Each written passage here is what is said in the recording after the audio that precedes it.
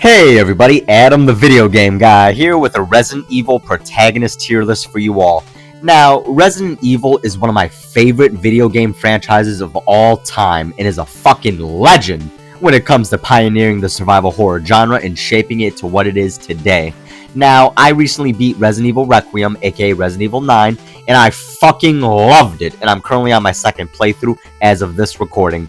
Now, this inspired me to do this tier list for you all to share my personal opinions on each of the main playable protagonists from the mainline series games, which includes Resident Evil 0 through 9, Code V, and the Revelations titles 1 and 2.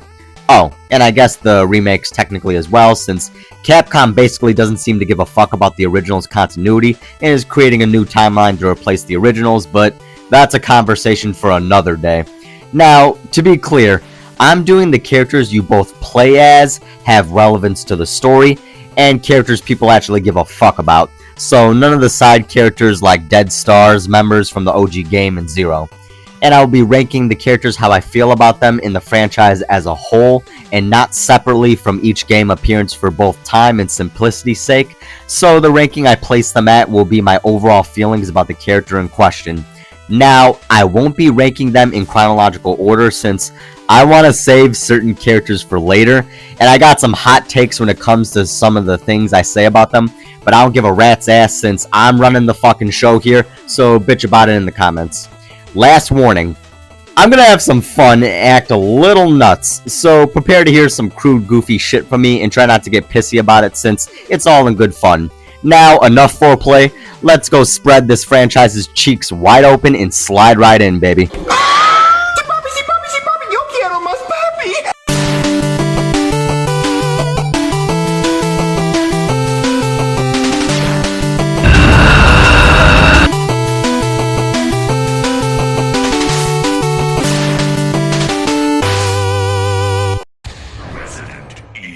Alrighty, first up on the tier list is Barry Burton. Now, Barry is the type of guy where if you get thrown into the shit, you want him to have your back. He's a former member of STARS who was being blackmailed by his treacherous Captain Wesker, who was secretly working for the corrupt Umbrella Corporation to get rid of evidence that implicated him, but then said, yeah, fuck all this and turned against Wesker since he's too good of a man to do this to his friends and fellow remaining STARS members Chris, Jill, and Rebecca.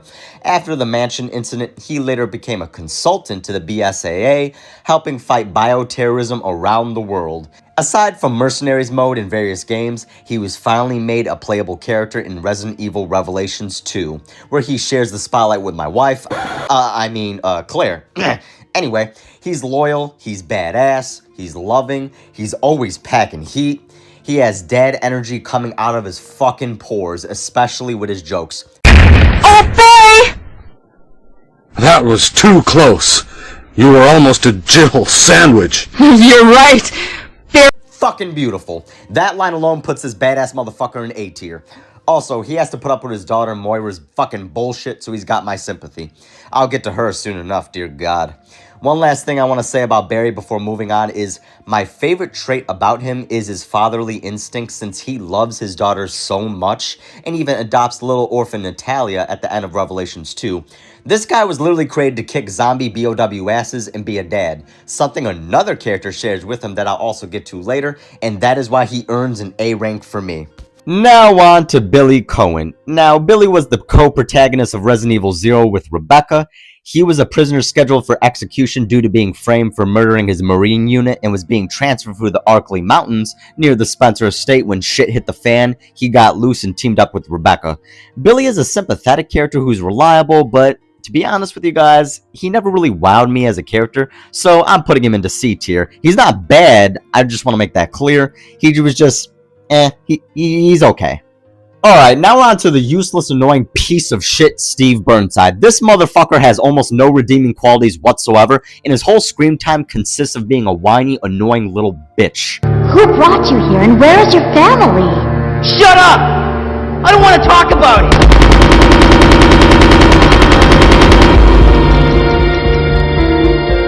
Steve.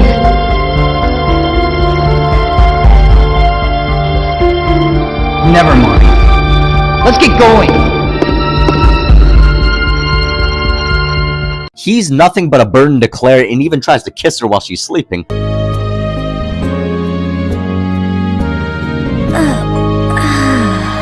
Seriously, what the fuck?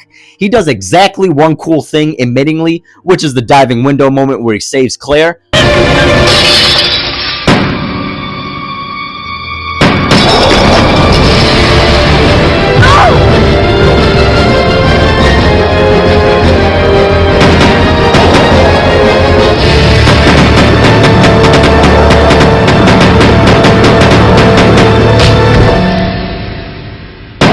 Aside from that one admittingly badass moment, every time this asshole is on screen, I want to put my head through a fucking door. And his fucking voice makes me want to do a double Van Gogh, and that's why this fucker is an F tier character to me. I cannot stand Steve, and with the eventual Code Veronica remake, I expect a complete overhaul with his character just to throw this one in the trash and just start from fucking scratch. Do me a favor, Capcom, and do that. The only thing I keep with him is that window moment, because that actually was really fucking cool. I'm not gonna lie. Now, let me move on from this piece of shit to two pieces of puke, a slight improvement. Alright, next up is Quint and Grinder, the two bash bros from Resident Evil Revelations, who work for the BSAA. I don't know how, but I guess they qualified. Pfft, fucking miracle for that. Quint is annoying as shit in Grinder, while mildly better, and is basically Quint's fucking handler like he's a wild-ass animal. Now, while I don't like these characters since they seem like a bad attempt at a comedic duo, I will give them at least a D tier, since they're better than fucking Steve, and I see more potential for them as characters. I'm not sure if Capcom will ever remake Revelations, but if they do, Quint and Grinder could potentially be very good characters since they can make the comedic banter and lines funny. They just have to put a little bit of effort into it. Next up is Josh Stone, part of the West African branch of the BSAA, and Chris and SHEVA's backup in Resident Evil 5. Now, Josh isn't particularly memorable, but he's competent and pretty chill, so you know what? I'll give him a C tier. He's like Billy, he's okay. I mean, with a Resident Evil 5 remake, they could probably give him a lot more to do in DLC, like they did with Ada in Resident Evil 4 remake, so you know what? He does got solid potential, I can fuck with that. Next up is a fucking unit of a character, and that is Joe Baker from the DLC campaign of Resident Evil 7, End of Zoe. This old man can straight up just throw hands with BOWs and win, and will do whatever it takes to save his niece Zoe. He's so tough that if he showed up during the events of Resident Evil 7's main campaign, he would have fucked up everyone's shit and Zoe would have been saved a hell of a lot earlier, so I'm awarding Joe a B tier. Next up, we got a classic trilogy-era character, mercenary Carlos Oliveira, who worked for the Umbrella Biohazard Countermeasures Service and was working to rescue civilians when he met up with Jill Valentine and teamed up with her throughout the game, being vital to Jill's survivals at one point when she gets infected, and he has to get the cure to save her, with the remake giving him a badass hold the line moment at the hospital. I always liked Carlos and wish they brought him back, since I could have easily seen him as a BSAA agent, so he's a high B tier character for me. Next up is Helena Harper, and she fucking sucks. She's not memorable at all, she has zero chemistry with Leon, despite the cutscenes doing their best to try to give them some romantic tension. Fuck out of here. And her motive, while sympathetic on paper, it doesn't change the fact that she faced zero repercussions for her actions and got the president killed to save her sister, who ended up turning into a monster you have to put down, making it all for nothing anyway. She's a D tier character at best, and I got a confession to make. I'm only putting her in D tier instead of F since she's pretty hot, so at least she's got that going for her. Although, her sister became a true fucking freak when she mutated. I'm not complaining though. Next up is Piers Niven, Chris's partner in Resident Evil 6. Now, Piers is one of the most loyal, real ones out there, getting Chris out of the rut he's in after tragedy strikes and everyone in their unit gets killed, with them being the only survivors. He was so good, Chris even considered passing the torch to him, but unfortunately, circumstances led to Piers having to mutate himself to save them both and sacrifice himself to save the day. This puts him in the B+ tier for me alone. Next up is Ashley Graham from Resident Evil 4. Now, this one's gonna surprise people somewhat. In the original Resident Evil 4, she's kind of annoying and whiny while doing stupid shit that gets her captured. That is true. You alright? I'm fine! Just leave me alone! Ashley, wait!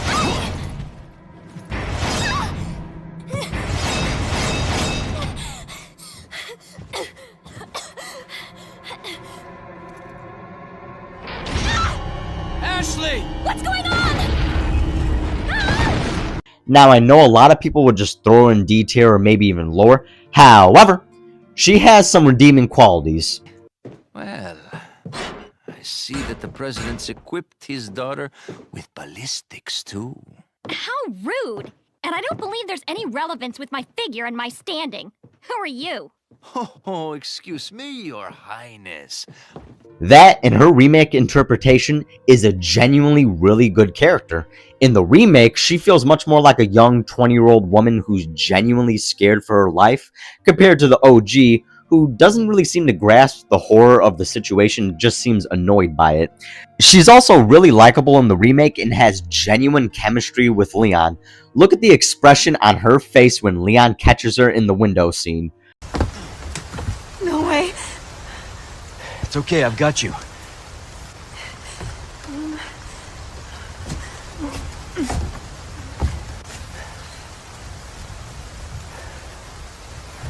Hey, trust me.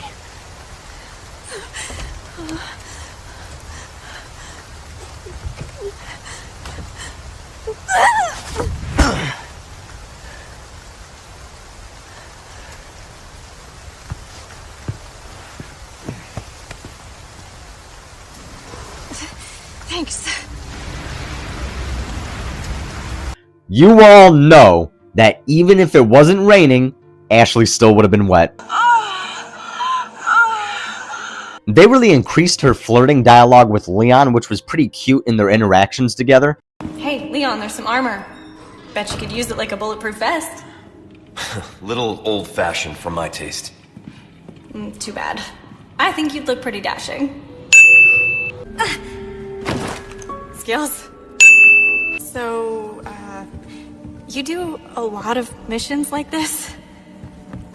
Well, yeah, but I'm not used to having such good company. Is that a compliment? Take it however you want. You know, I was thinking, we work well together, don't we? I guess so. Right? Maybe someday I'll become an agent like you. What do you think? We could protect the US from any and all threats. Is that right? Well, either way, first we have to make it out of here. You're no fun. And they even kept her final pass at Leon during the ending. So, after you take me back to my place, how about we do some, overtime? Sorry.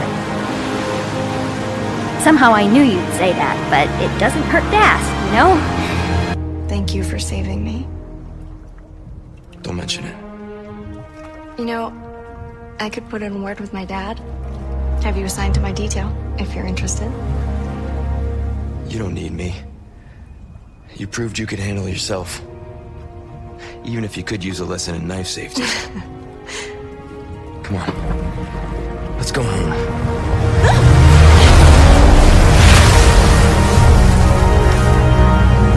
Now, I know the biggest two arguments are he's saving himself for a certain red-wearing badass and that he doesn't want to piss off the president if he hooks up with his daughter. Now, hear me out. I would have risked it all, and I know damn well most people would have at least considered it.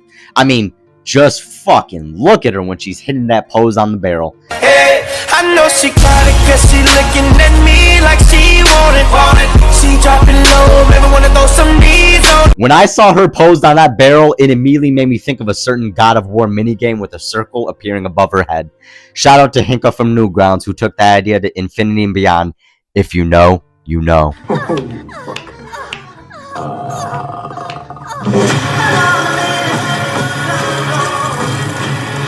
And if you don't, look it up at your own risk. Having said all that, she's in the B+ tier for me. Her upgrade from the OG in terms of her personality and chemistry with Leon is fucking phenomenal. And I'm gonna go as far as to say Ashley in Resident Evil 4 Remake has more romantic chemistry with Leon than Ada does in the entire fucking series. What the fuck? Holy shit, we've lost him. I didn't fucking stutter. I'll get to Ada soon enough. Relax. And when I get to the big dog himself, I'm going to give my personal thoughts on some of the characters he shipped with. Not all, because Leon has been shipped with damn near everyone since, I mean, just fucking look at him, for God's sakes. But daddy is a state of mind, you know what I'm saying? I'm your daddy. I'm only talking about the serious contenders, with the two biggest ones being Claire Redfield and Ada Wong. And now we have a new one throwing her hat in the ring, at least in fans' heads, which I definitely have some feelings about, but I'll get to that eventually. Oh shit, that's gonna be a fucking minefield.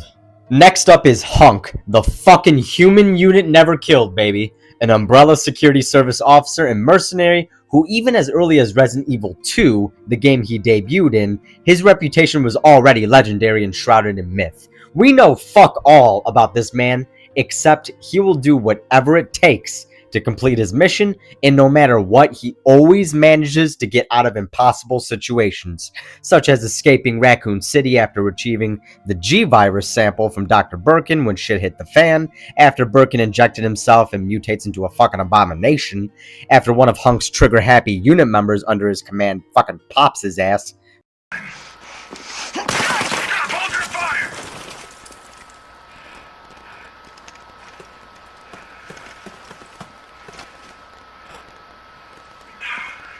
What the fuck were you thinking? Our orders were to bring him in alive!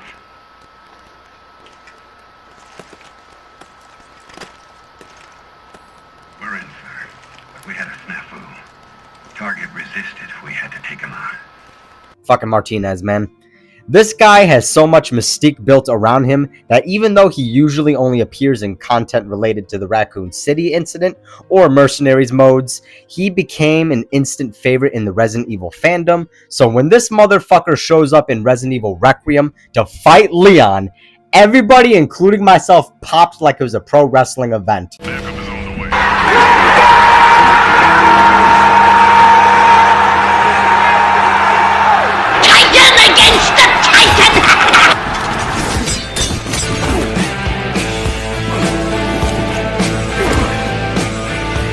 Not bad for somebody.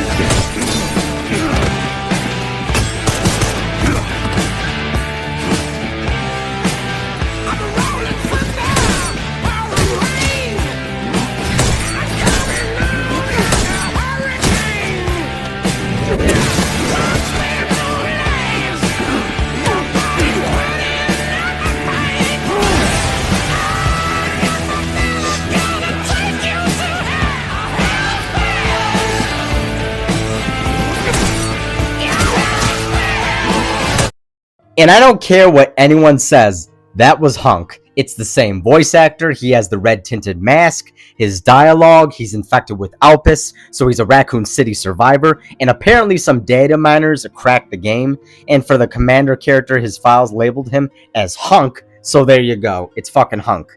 And the best part is, he definitely survived the fight, because when you go back to the room as Leon, his body is gone. How this fucking guy survived a hatchet to the neck is beyond me. So at his old age, he's probably juiced up on something. Having said all this, this unit of a man is right up there in A tier. Now we're going from an amazing high to a disappointing low. Jake Mueller, or Muller, I don't really give a shit, aka Jake Wesker. Yeah, that's right, the bastard son of Alfred Wesker, the greatest villain in the entire fucking series. This wannabe Wesker edgelord motherfucker ain't even in the same league as Daddy, and he never will be, which is why Capcom didn't bring his ass back, despite his direct connection to the biggest villain in the franchise.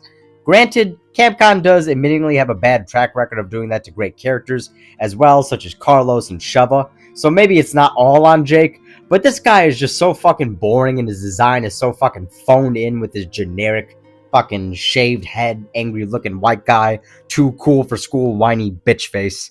And this motherfucker had the audacity to push Leon away from Sherry, despite Sherry knowing him and having a special relationship with each other dating back to the Raccoon City incident.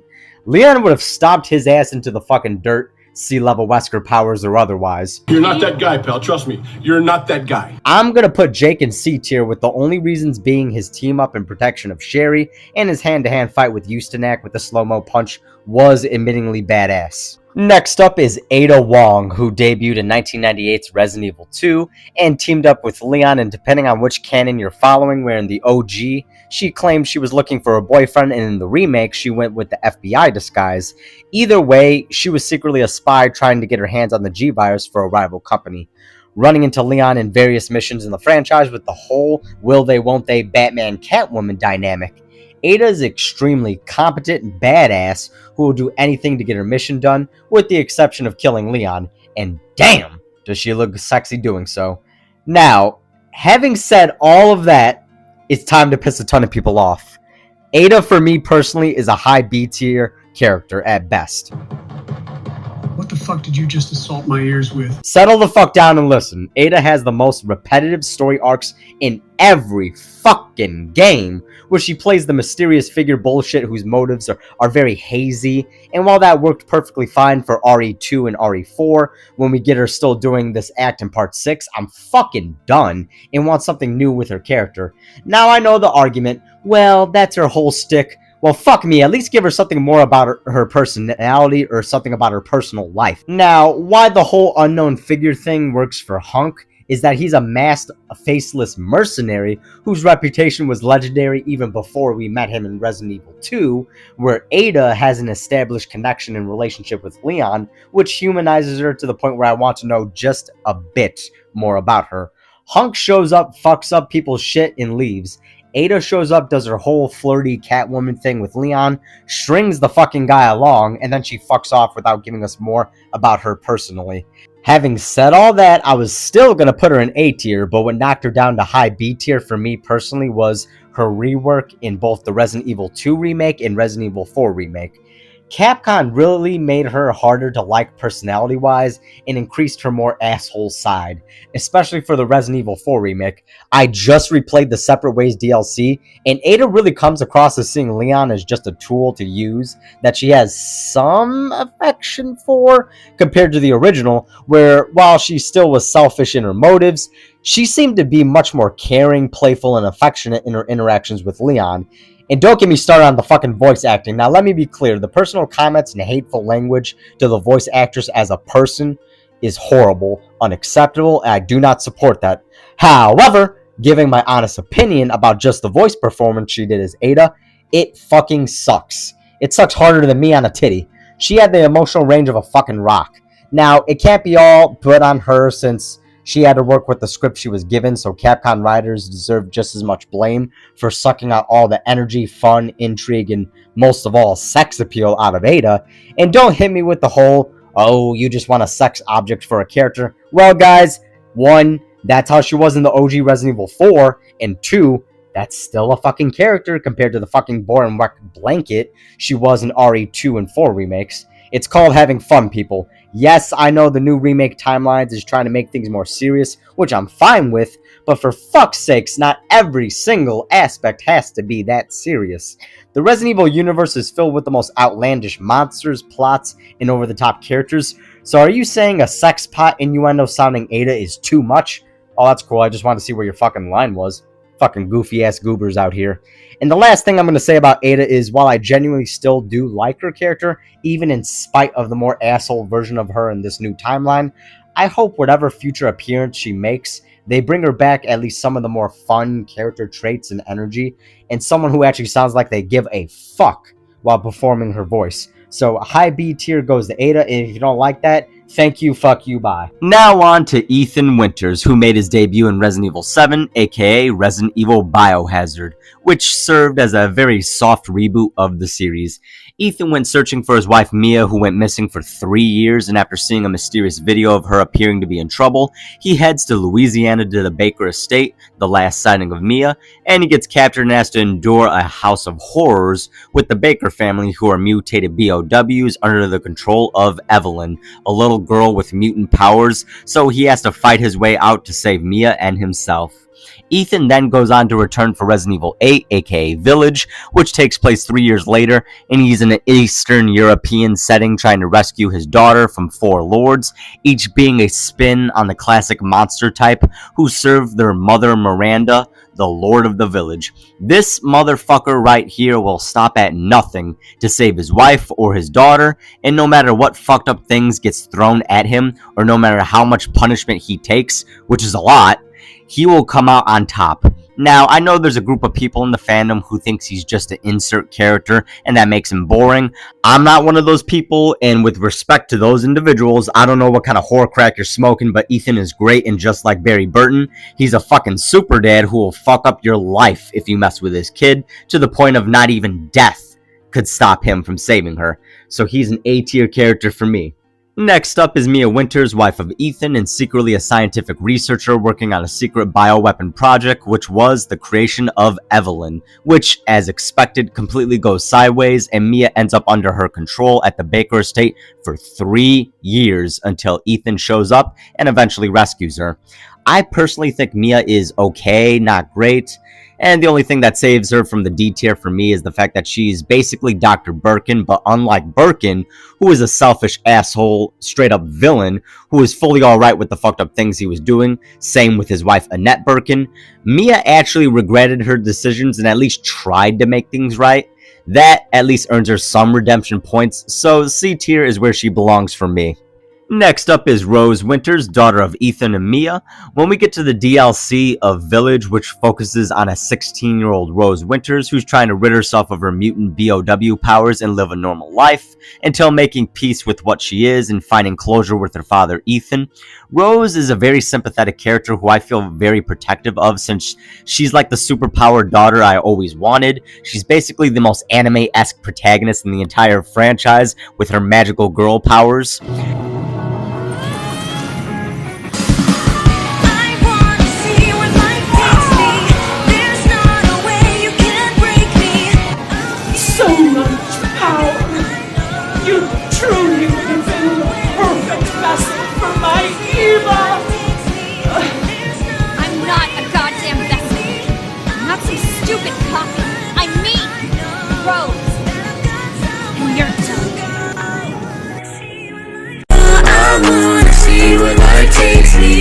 I've been dreaming for a minute, it might break me, but chasing dreams is all I know, so no, I can't let it go. She's a B-tier character for me personally. She's likable, sympathetic, she's cute, and indicates a possible future for the franchise.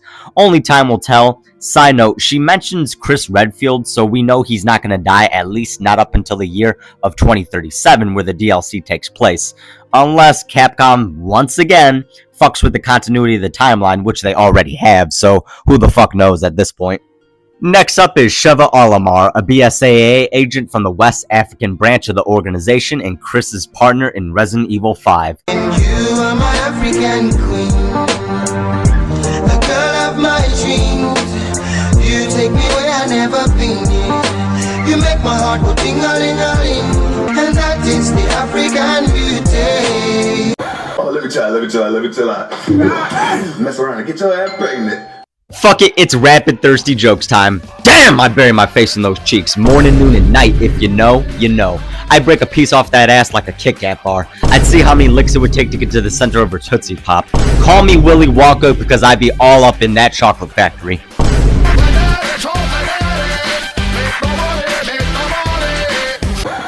Am I wrong, though? He's out of line, but he's right. Thank you, Julius. SHEVA is one of the most reliable partners in the franchise, and she is a real one just like Piers. She sticks by Chris through thick and thin. She kicks all sorts of BOW ass. She's beautiful, and speaking of which, I want to go on one of my famous classic movie guy tangents real quick. Now, if I was fan casting either a live-action adaptation of Resident Evil 5, or hell, for the eventual Resident Evil 5 game remake for the motion capture face model, I would go with actress Chase Infinity. Now, I had no idea who this woman was until I saw the 2026 Academy Awards ceremony. I was watching it with my sister, and when this woman appeared on screen, my eyes popped. I inhaled, and then I let out a genuine starstruck wow out loud. I turned to my sister, who was looking at something on her phone, and I say, "Hey Sue, check out this girl from the One Battle After Another movie," which, side note, I still have to watch. She looks up on the TV and says, wow, she's gorgeous. Which is both sweet and funny because usually my sister loves busting my balls whenever we watch movies together and I comment how beautiful an actress is. Even when she agrees with me, she'll say something to get a comedic reaction out of me. Like the time we watched Heretic and I was gushing over the actress Chloe East. I said, damn, she's really cute and she's wife material. And my sister said, she's aight, kinda mid to be honest. And I said to Sue, no, I'm what's considered good enough to be mid after multiple drinks. She's fucking beautiful. You're just too good to Is it blueberry pie?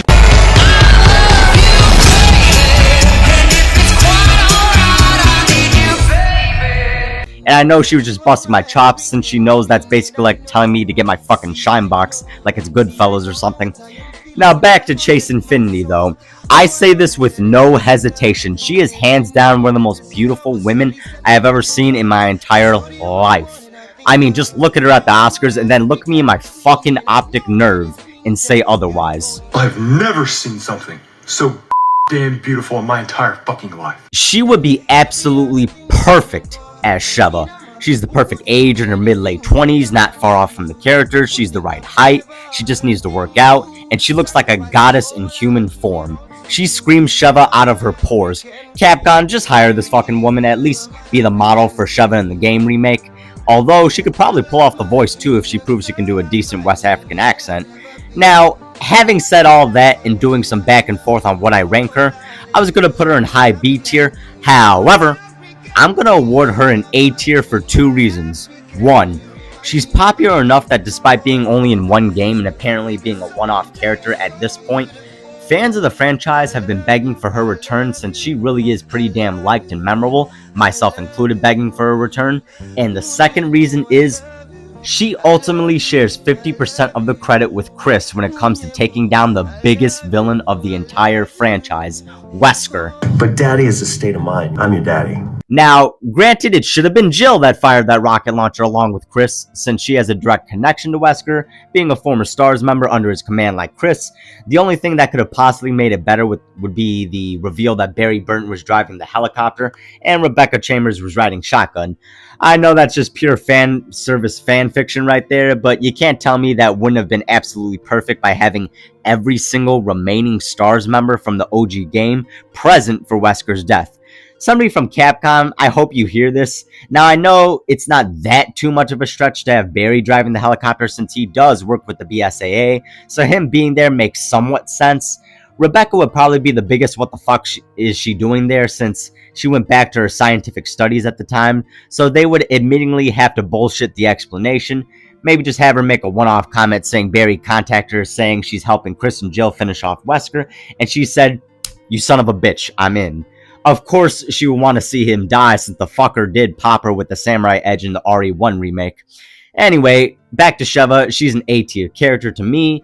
I think she's great, and I hope we see her again soon. Next up, after talking a bit about her just now, is Rebecca Chambers. Now, Rebecca is a scientific genius graduating university at age 15, and serves as the combat medic for STARS in the OG Resident Evil. At just 18 years old, this girl showed she can definitely handle herself in fucked up nightmare situations, such as in the original Resident Evil, and most prominently, Resident Evil 0, the prequel that takes place a day before the events of the OG game, and the Spencer Mansion incident.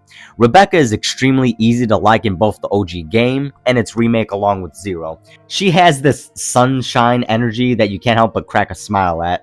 Also, she's cute as fuck, and apparently me along with the Resident Evil fandom aren't the only ones that think in universe, because I have to bring this up. We need to acknowledge the elephant in the room.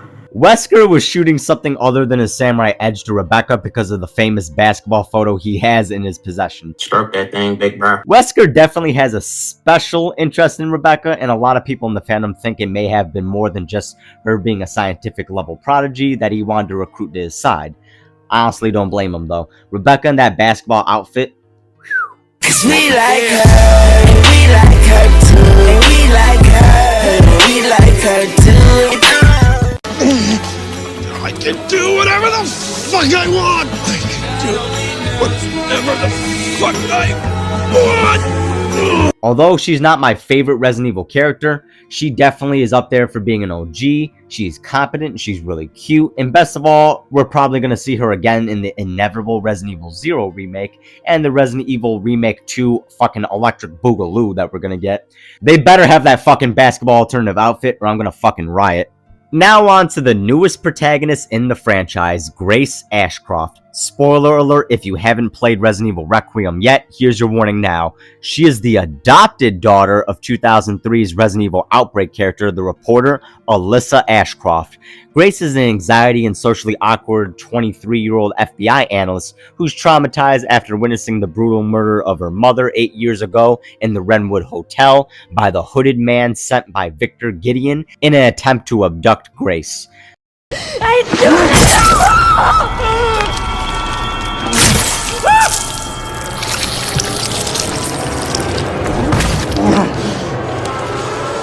Found you.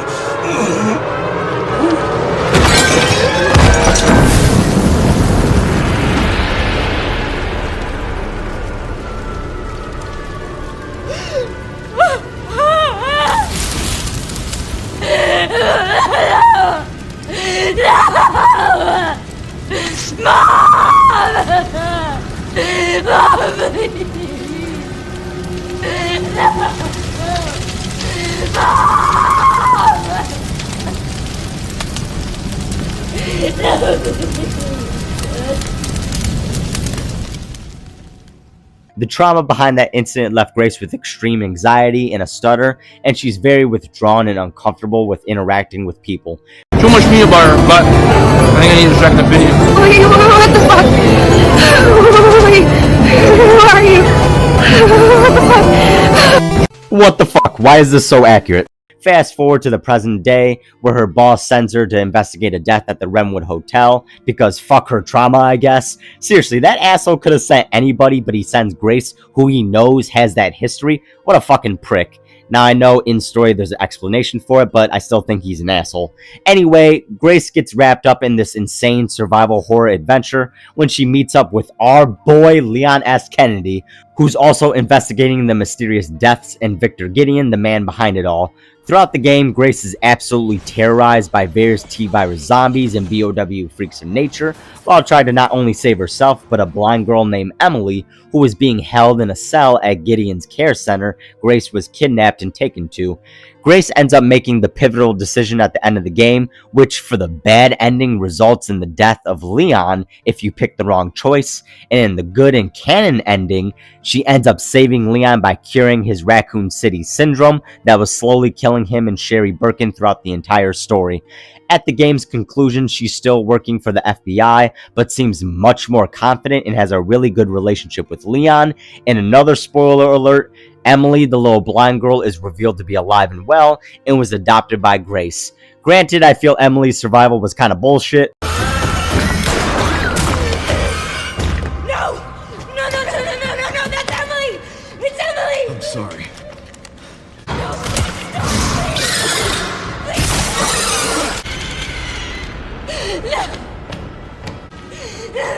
Emily! I wanted to save her! I'm happy that she's alive and living with Grace. Now that I got all the major lore with the character minus a couple of things out the way, here's how I feel about Grace Ashcroft as a character. I fucking love her.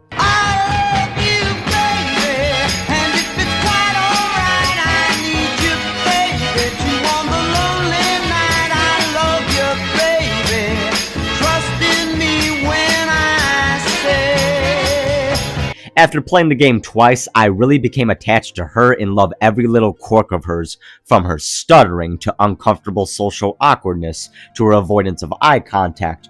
All of those became so endearing very quickly to me, where I just want to give her a hug. Her interactions with Emily are honestly really cute, especially when she starts to carry Emily around the care facility, as well as her interactions with Leon, where she becomes really attached to him very quickly, going out of her way to risk her life to save his, and her character development becoming gradually more brave, while still being understandably scared, was fantastic.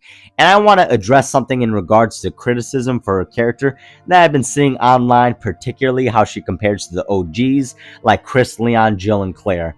Now, I'm not going to say names, but some fairly popular YouTubers have been saying Grace is a bad Resident Evil character since she's not a badass like previous ones the franchise was known for, and they find her quote-unquote normal woman aspect unfitting with Resident Evil.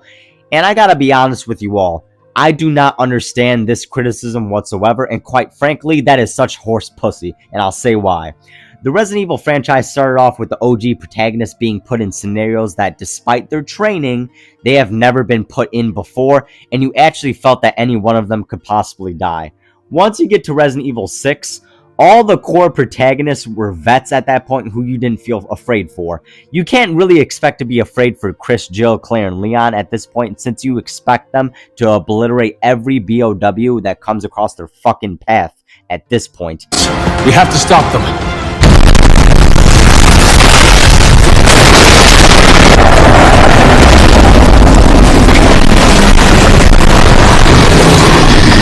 What the hell is that? Someone use the virus to fuse with a bioweapon. Looks like we're dealing with this first. Let's do it. Yeah. If trouble meets us as we pass, let's shove our fists right up their ass! GINYU force, move out! That's why Ethan in Resident Evil 7 was a breath of fresh air. He was just a normal guy, living BOW notwithstanding, in horrific, crazy-ass situations where you actually feel he wasn't safe at all, and people loved him by the time of Village. So Grace is perfect for a survival horror experience compared to any of the OG protagonists. All you motherfuckers talking shit about her saying she's not fit for carrying a Resident Evil game have the IQ of a fucking rock, since they were going for horror in her sections of Resident Evil Requiem. Once you switch to Leon, it's pure action, and that makes perfect sense for him at this point in the franchise. And admit you're in danger. Who are you talking to right now? Who is it you think you see? You clearly don't know who you're talking to, so let me clue you in. I am not in danger, Skylar. I am the danger. A guy opens his door and gets shot, and you think that of me? No. I am the one who knocks.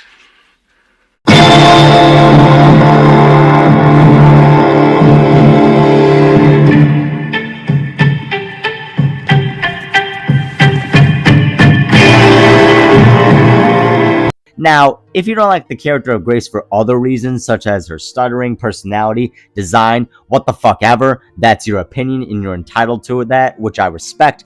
However, to say she doesn't belong or doesn't fit in Resident Evil, it's just wrong, and you're more fucking brain dead than an OG T-virus zombie. Keep my wife's name out your fucking mouth! I'll keep her name out of my mouth. Can't say the same for her coochie. Grace ultimately is an A-tier character for me, and I don't give a single fuck what anybody says otherwise. She's sympathetic, she's endearing, she's very cute with her stuttering after a while, and in regards to her design, I think she's very pretty and attractive in the, shy librarian woman type of way that's very appealing to me personally.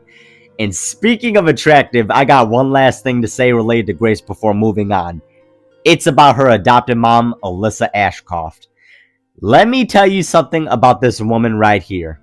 She's like fine wine. She's only got more attractive the older she got, because damn!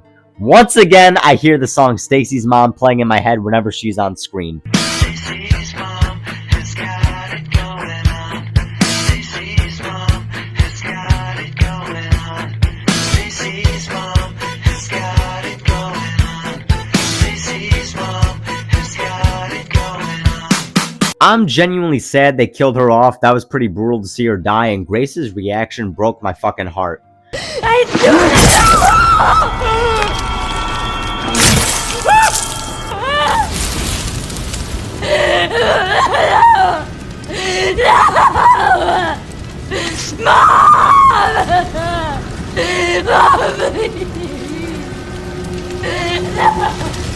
Somebody give the voice actress all the awards in the fucking industry for her performance as Grace. And one silver lining about Alyssa's whole situation is that since she was brought back in a mainline game instead of a spin-off, to me personally that would indicate at least some of the events of Resident Evil Outbreak and Files are canon, and apparently Umbrella Chronicles is also considered canon to a certain degree, which means the Red Queen AI that the game took from the 2001 movie is also canon, which honestly I loved in the Wes Anderson movies, since it does fit pretty well with Resident Evil in a surprising way with all this advanced technology. That, and say what you will about the films, but the Red Queen was an iconic character with her most memorable catchphrase. You're all going to die down here. You're all going to die down here. Dr. Isaacs, you and the Umbrella High Command. You're all going to die down here. Matter of fact, I want to see the future Resident Evil games bring in more from that version of the Red Queen being a creepy asshole British AI girl who just fucks with the main characters and just ruins their day in the game.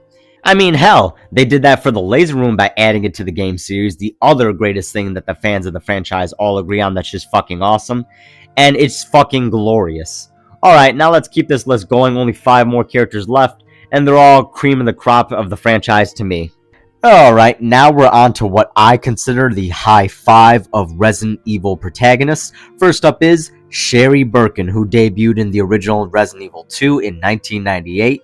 She was the daughter of 2 top Umbrella scientists, Dr. Annette and William Birkin, who oversaw the creation of the G-Virus. Now, I always felt bad for Sherry in RE2 because this poor girl's parents are so neglectful of her and only seem to give a shit about their bullshit research, which is genuinely killing people, that during the event of the Raccoon City outbreak, she immediately latches on to both Claire and Leon. How fucked do you have to be as parents when your own daughter wants to immediately be taken in by strangers she just met and known for 24 hours, tops, and is taking you and your spouse's demise extremely well? And don't get me started on that fucking Pillsbury Doughboy looking pedo mustache having woman killing corrupt police officer piece of shit, Chief Irons. This motherfucker was terrorizing this poor girl during Sherry's segment of the remake, and I don't even want to know what he meant when he says to Sherry if you fail and get captured by him in the game. You are gonna wish you were dead. Seeing that shit made me say, if this fucking bloated manatee doesn't take his goddamn sausage fingers off that girl, I'm gonna climb into the world of the game, cut his fucking bloated, waterlogged, corpse-looking face off, and wear it like a mask like I was fucking Leatherface. Or, a better example would be Lisa Trevor from the Resident Evil remake. Oh, brother, someone get this man the therapy he needs. Seriously, you know a character is fucked up when the human is more of a monster than the literal monsters in the story. Back to Sherry. After being rescued by Claire and Leon, she's taken into government custody, and fast forward to 15 years later to Resident Evil 6. Now, at the age of 26, she's working for the United States government as an agent. Sherry officially becomes a full-fledged action hero who can just straight up slaughter BOWs by the truckful, just as well as any other OG Resident Evil main characters. Her skills in combat are truly impressive in-game, and she's grown into such a beautiful and brave badass that cracked into the top 5 spot for me, even over OG Stars member Barry and Rebecca, which is by no means an easy feat. How can she not when she could do shit like this in-game? Here's a snippet of my gameplay in RE6 Mercenaries as Sherry. I know I'm trash, but get the fuck off my back. It's been a while since I played and did single takes for these clips.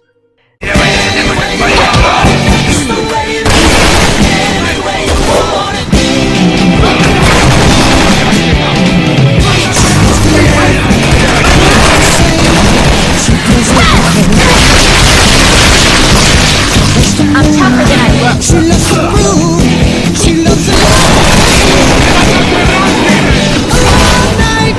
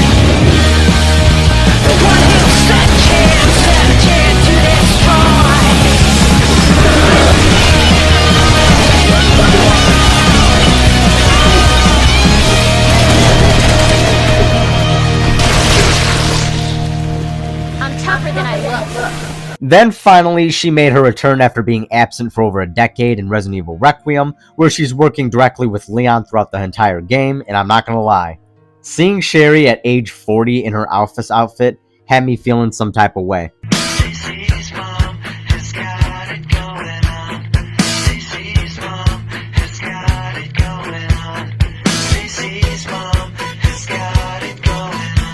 I swear, blondes in real life and in fiction are just built fucking different because DAMN! Man blood. Now stay, Rex, stay! Good boy, Rex! Who's a good boy? Who's a good boy? Who's a good boy? Hey, what the fuck? Why is that so accurate? Why did you move the door? Where is my dog? Aside from her being sexy, she's a genuinely lovable character you have immediate warmth and sympathy for, especially with her fucked up childhood with her trash ass parents with a father who turned to a fucking monster and a mother who was gonna leave her for dead. Thank God Claire and Leon met Sherry, or else how fucked up would this woman be if she didn't have them in her life at those pivotal moments. Sherry is an A-tier character for me, and I'm so glad she's working with Leon now. Also, there's one other thing about Leon and Sherry I'm gonna bring up when I get to Leon's section, and that's going to be a fucking exercise in walking on eggshells. Holy shit. Fans listening probably know what topic I'm alluding to, which pertains to a certain fan theory. Almost there, and I'll get to that soon. Alright, moving on to my wife. I mean Claire Redfield. I'm just gonna come out of the gate and say she's an S-tier character, not even a debate. Her loyalty and love for her brother Chris, going out of her way, putting herself in danger to find him in Raccoon City, only to then encounter Sherry Birkin and go out of her way to protect her, which was taken even to further heights in the RE2 remake. Her chemistry with Leon is spot on from the word go, and they really have each other's backs and care for one another. Now fast forward a few months after the Raccoon City incident, where she's traveling around the world to Paris to infiltrate an Umbrella research facility to track down Chris, and she's outgunning and outmaneuvering Umbrella security agents with more than likely years of experience. Redfield, one of the surviving members of RPD's famous STARS teams.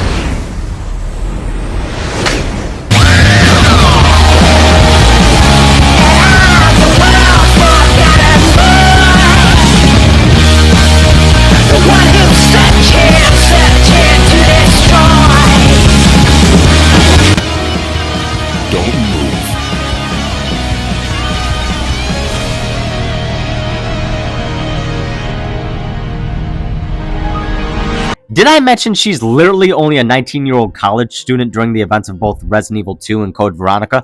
Imagine you're an Umbrella Security Forces officer in your 30s and 40s, and you and your men are getting taken out by a college girl with no formal military training, aside from the personal training she got from her Air Force veteran brother.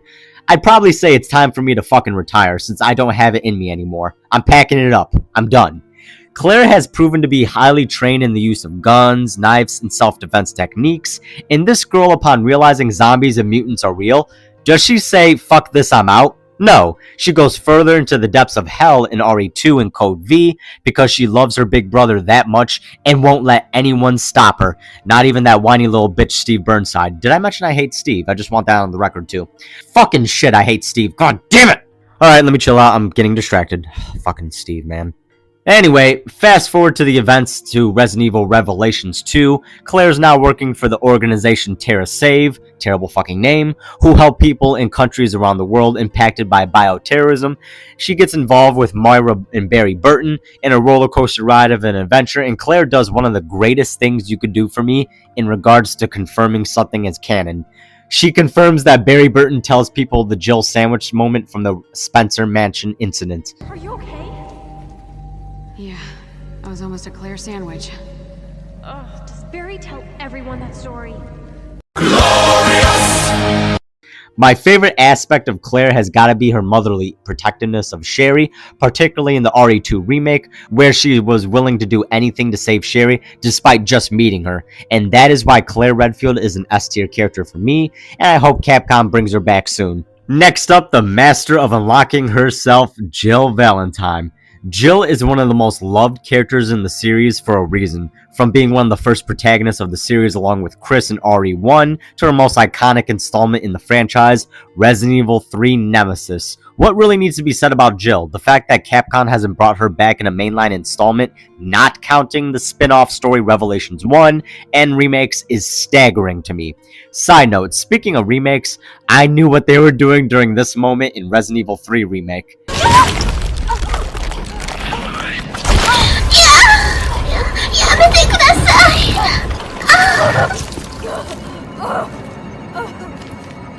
Random developer at Capcom. Keep up the good work.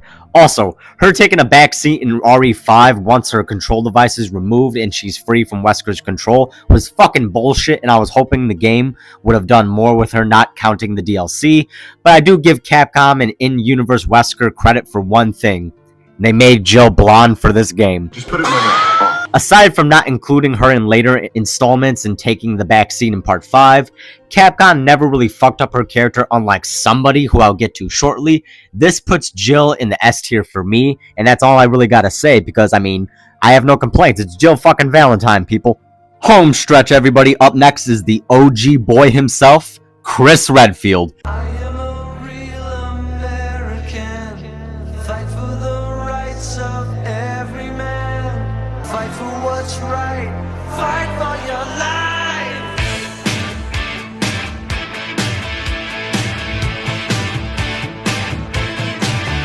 Chris has been fighting these BOWs longer than anybody in the franchise, and his beef with Wesker is one of the most legendary rivalries in video game history.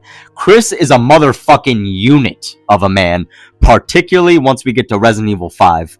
Chris's dedication to his mission of fighting bioterrorism is remarkable, in his love for his baby sister Claire, his fellow stars and BSAA comrades is something that really makes you root for the guy.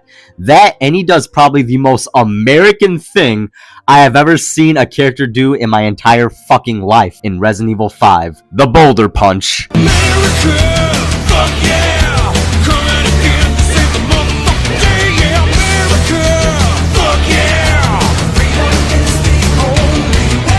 Having said all these positives, however, he's a top of A tier character for me. What the fuck? I know, but hear me out. He's almost S tier for me.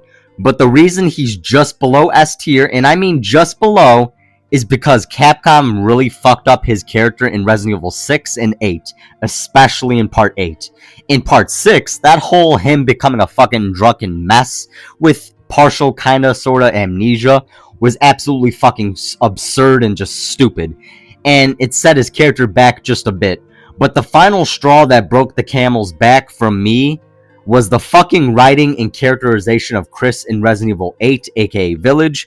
Chris being made out to be a villain for the first half of the game by killing, or seemingly killing, Mia, and taking Rose until all is revealed was so poorly done and not thought out whatsoever on his part, as well as on the actual writers of the fucking game.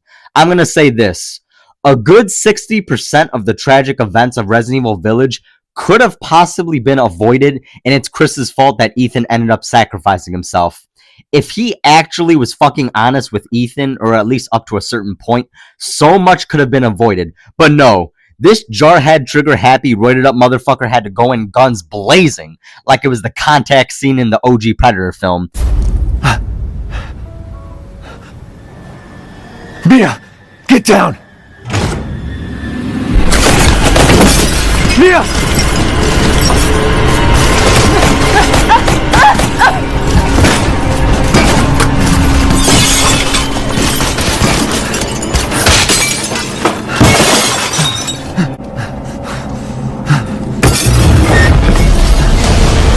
Chris? What the hell? Sorry, Ethan. No! What? Why? This really soured me on Chris for a while, and just enough to lower him from S tier to the top of A tier as a character. Capcom really fucked up his characterization in that game. It honestly hurts me to put him in anything but S tier, but I have to be honest. But despite all the negativity I just mentioned, I know at the end of the day, and I mean at the very end of the fucking day, Chris will show up to take care of business, and he's always going to be in the top 5 Resident Evil protagonist lists for me, no matter what.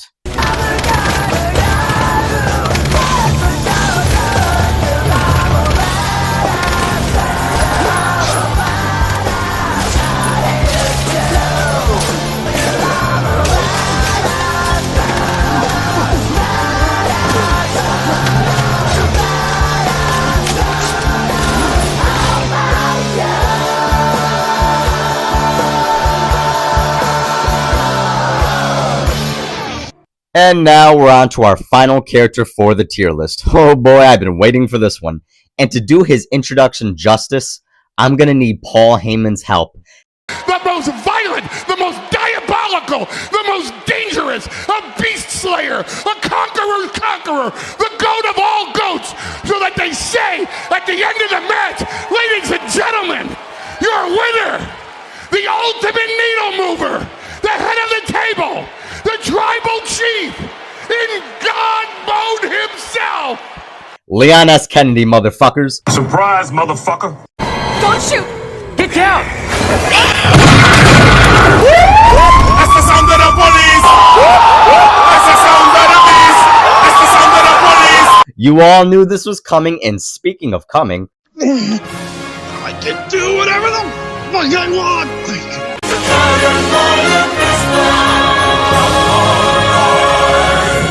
I love how Capcom knows how horny the fanbase is for their characters, but for Leon in particular, they went out of their way to gather a group of their female employees, ages ranging from early 20s to 50s, in designing Leon. I'm picturing them all just sitting in a room together, drinking fucking copious amounts of wine, fawning over every little muscle they put on Leon, to his hair, to his eyes, to his other facial features, and they just start rubbing their clits and shit. I must first remove my gloves when stroking my girl's pussy. Now hear me out. I don't blame them, because they fucking nailed it with Big Daddy Leon's design. Pause? I didn't fucking stutter. Every woman, man, or sentient being acknowledges this. Leon is the Elvis of the Resident Evil franchise.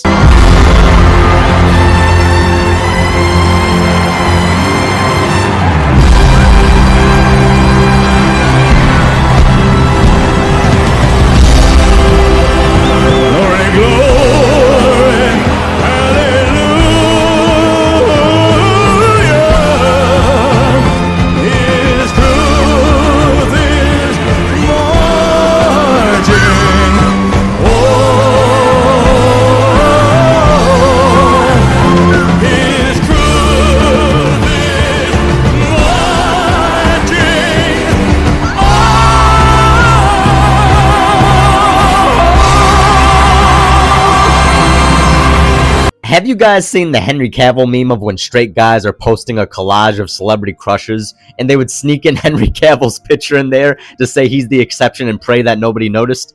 Leon Kennedy is the fucking fictional video game character equivalent of that. 'Cause we like her, we like her too, we like her, we like her too. Starting off as a naive rookie cop in Resident Evil 2 to becoming a wisecracking super government agent by Resident Evil 4, his most famous incarnation, Leon is the greatest protagonist of the franchise in my opinion, aside from Resident Evil 6, which while it didn't fuck up his character per se, it took away a lot of his charm for a much more serious Leon, and while Resident Evil 4 Remake and Resident Evil 9 made Leon more serious as well, they still had him retain that OG 4 charm to a much more realistic degree, giving him a perfect balance of being a wisecracking super agent, but also a man haunted by the fucked up things that he's witnessed and experienced over his long life, and who just wants to save everyone he can from the horrors of BOWs. Speaking of Resident Evil 9, aka Resident Evil Requiem, holy shit is Leon fucking back, baby.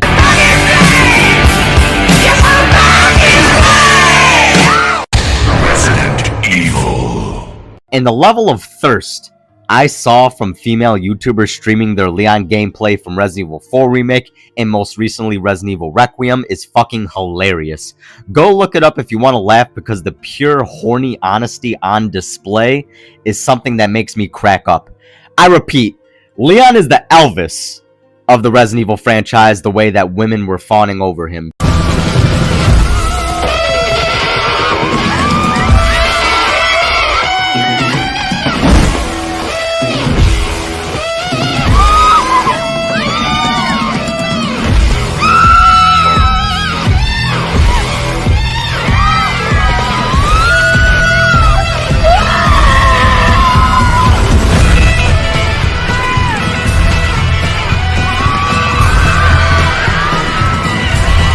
What were you thinking, Jim? I don't know what I'm thinking. Capcom knew damn well that the moment they decided to put Leon in Resident Evil 9, they already won. We have him here at our office. We should thank our fucking lucky stars this man is here. We should be on our hands and knees right now, getting ready to suck this guy off. All right? Like this, okay? I want to suck you off, Steve. Everyone's gonna suck you off. This is our golden ticket to the fucking chocolate factory right here.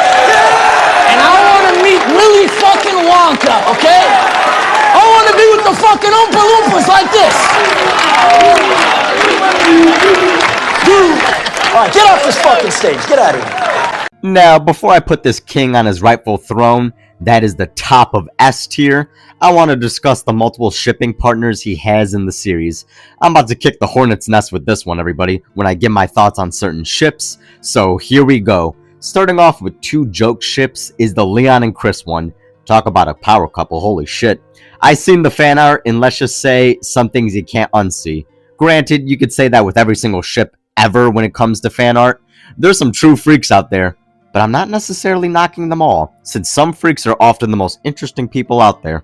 This one is funny and it gives me a laugh. I don't take it seriously, but yeah, it's a funny one. Same with the next joke ship with Leon and Luis.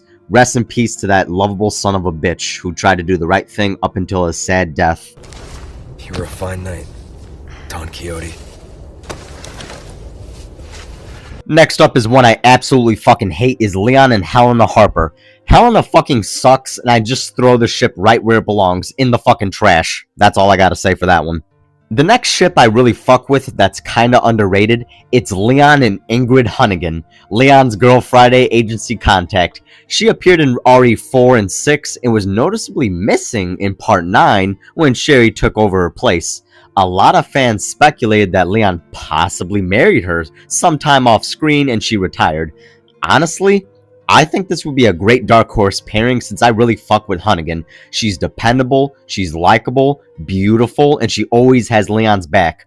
I swear, if it's revealed Hunnigan is Leon's wife, first thing I'm gonna do is call my boy Julius, and all I'm gonna say on the phone is, "Ayo Julius, it's official. Leon's invited to the cookout." What? And don't bother explaining anything else and just hang up the phone. Hunnigan is fine as hell, I'm not even gonna lie. If I was in Leon's place, I'd tell her she can come get this white caramel chocolate, baby. Really?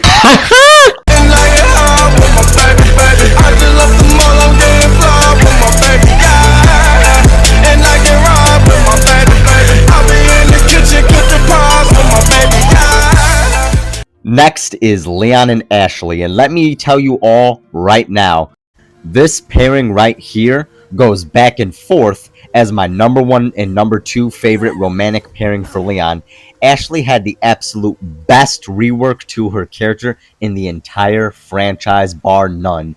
Going from a very divisive character in the OG Resident Evil 4 to a genuinely loved one in the Resident Evil 4 remake, who is improved in every single way in terms of her personality and chemistry with Leon. And damn, does their chemistry have spark.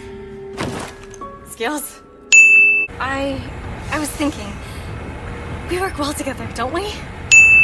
I guess so. Right? Maybe someday I'll become an agent like you. What do you think? We could protect the US from any and all threats. Matter of fact, as how I'm feeling right now, I think it sits at the top as my personal favorite pairing involving Leon. Their chemistry is just too damn good with only one other matching it. Also, side note, when Ashley hits that pose on the barrel, just fucking... I know she got it cause she looking at me like she want it. She dropping low, maybe wanna throw some knees on it. Next one would be a shock since it's Leon and Jill Valentine. Now, I seriously doubt that this would ever be an official couple, but how fucking funny would it be after all these years of Chris being often paired up with Jill and heavily speculated to have romantic feelings for her, if Leon comes in and sweeps her off her feet? I could see the jokes and memes right now. No, you fall for that. I'm telling you, look, it goes straight to voicemail. Her phone is dead, bro. She told the truth. Yeah, Exactly. that don't Look. mean nothing. That don't mean nothing, bro. Look at you. Now you got nothing to say. I'm telling you, that don't mean nothing. Now you got nothing to Bro, say. can you stop, bro? Can you stop calling? Can you stop calling, little bro? Like, you being mad disrespectful right now, bro. You interrupting the performance. Alright, little bro? Now you gonna stop calling, okay? Stop calling, okay? Okay. No, that's not good enough. Say yes, sir. Say yes, sir. Yes, sir. No. That's what I thought. Oh my God. No. I don't care, bro. I don't care. I'm gonna get him killed anyway, bro. Next is one of the two heaviest hitters, and it's Leon and Ada. I'm gonna be honest with you all.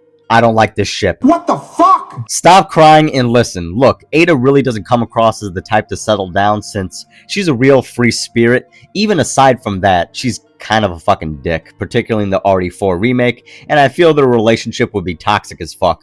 I just don't see them lasting in a long, serious relationship. Again, I don't hate Ada as a character.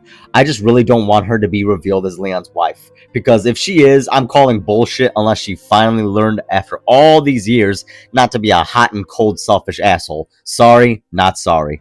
Now on to the other big ship and my other personal favorite aside from Leon and Ashley, it's Leon and Claire. The chemistry between these two in the Resident Evil 2 remake was honestly such a light in the darkness behind such a fucked up situation that they were both in. Leon just pairs so well with Claire that you just can't help but want them to be together. I can hear Chris just screaming in the background that Leon needs to save his bloodline because God knows Chris seems to be married to his job at this point in the game. And besides, you can't tell me there wasn't something there between Leon and Claire aside from the shared trauma experience by the end of the RE2 remake. And it was really cute with them walking into the sunrise with Sherry at the end of the game like a little family. And on that note comes the final and probably the most controversial ship. This one surprised the hell out of me after Resident Evil Requiem came out, and a lot of fans online were starting to ship our boy Leon with Sherry. Okay, I have thoughts on this one. How I honestly feel about it is this. It ain't fucking Sherry, and I don't want it to be. Now, I'm not going to come down as hard on this ship as a lot of others online, since, for one, I don't think anything I say could top this S-tier out-of-pocket roast someone did online. You know there's a Woody Allen joke somewhere in there that would have been too fucking easy, so I'm not even going to try. Now, I've heard the arguments for and against this ship, and my feelings are this. While really weird to me personally, I don't think it's as bad as people are making out to be. Hey, Julius, who are you calling over there? FBI, open up! Alright, all jokes aside, I can only personally see these two as big bro and little sis. So ultimately, I'm not a fan of this ship. It would just be too weird to me personally since they just scream, you know, big brother, little sister, as I said. And besides, there's only 3 women in my mind who would make great wives for Leon. Claire, Ashley, and Hunnigan. Sorry, Ada and Leon shippers, but that's just how I feel. Granted, watch the Requiem DLC reveal Ada is indeed Leon's wife. I'm gonna say motherfucker out loud because I know my buddy Manny is gonna be happy as fuck that Ada beat Claire. Capcom, please don't let my bro Manny win. The last thing I want to say about this is that while not connected to the shipping of Leon with Sherry, this was just connected to a video hyping up the women of Resident Evil, and this random profile dude posted this comment that stuck in my head and got me thinking, damn! Sherry is fine as shit when we get to Resident Evil 6 and Requiem. I don't know, something about blonde women in business attire does something to me. You know, what makes this all funnier is that the director of Resident Evil Requiem made a statement recently saying that they have no plans to retire Leon and can use him when he's in his 70s. Leon's about to be slaying BOWs and clapping everyone's cheeks even when he's wrinkled and gray like he's fucking Goldmember from the third Austin Powers movie.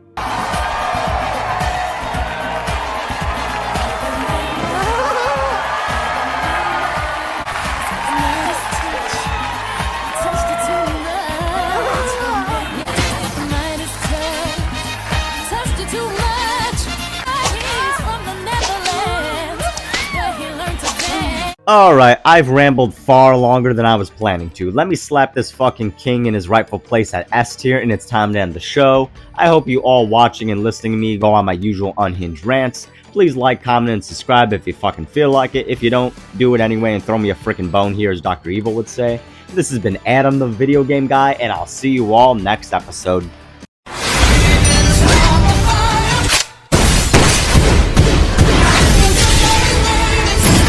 We're almost a gentle sandwich. You're right.